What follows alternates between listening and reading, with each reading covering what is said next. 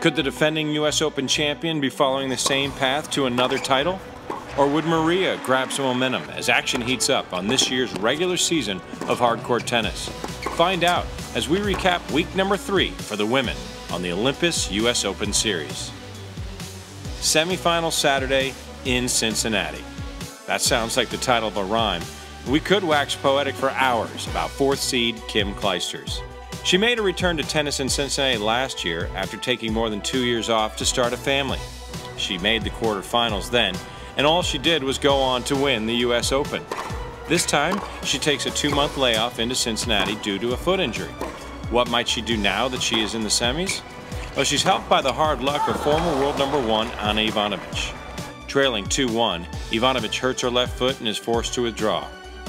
It is similar to the recent injury suffered by Kimmy. She offers a sympathetic hug to Anna and avoids a full match in the oppressive afternoon heat.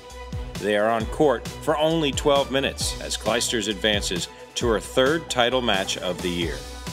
That is in contrast to the other semifinal, a matchup of 2 Russians that would drag out over 2.5 hours. 10th-seeded Maria Sharapova and unseeded Anastasia Pavlyuchenkova may not play pretty with 74 unforced errors between them, but they play hard for the crowd at the Linder Family Tennis Center.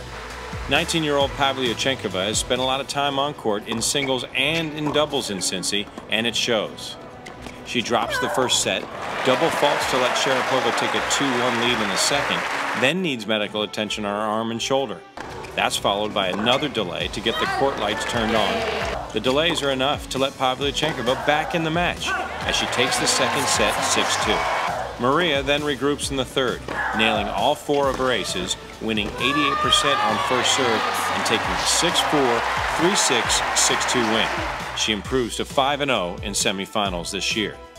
Sharapova enters the final with a losing 3-4 record overall versus Clijsters, though she's won the last 3, including their last meeting 3.5 years ago in the Australian Open semifinals. Both struggle a bit early to find their rhythm, and at 2-all, Clijsters double faults on break point, and Sharapova rattles off 4 straight games to hand the Belgian her first drop set all week. The second set is fit for a Hollywood drama. The lead seesaws back and forth until Clijsters finds herself serving to stay in the match at 3-5. Kim manages to save 3 championship points, and the game advances to a 5th deuce when Mother Nature intervenes. A rain delay sends both back to the locker room, and an hour and 15 minutes later, as play resumes, it's Kim Clijsters who comes out swinging. She wins 3 of the next 4 games, and the set moves to a tiebreak. Sharapova jumps to a 3-0 lead, but Clijsters again mounts a comeback. She overwhelms Sharapova, winning 7 of the last 8 points, and to a 3rd set we go. Clijsters continues the onslaught in the 3rd, breaking Sharapova for a 2-1 lead. The Russian comes up a bit lame on the last point, calls for the trainer, and after a medical timeout, Sharapova steps back onto the court. But the momentum has shifted. Clijsters closes out the match, winning 4 of the last 5 games, and emerges with her 3rd title of the year, the most among all players on the WTA Tour, and she continues her climb back up the WTA Tour rankings, where the former world number 1 finds herself tucked inside the top 5. In just their 2nd tournament together, Victoria Azarenka and Maria Karolinko won their first doubles title, defeating Lisa Raymond and Renee Stubbs in 2 tiebreak sets.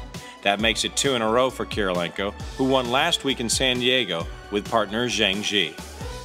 Now for a look at the women's standings in the Olympus U.S. Open Series Bonus Challenge. After 3 events, Sharapova moves atop the leaderboard with 115 points.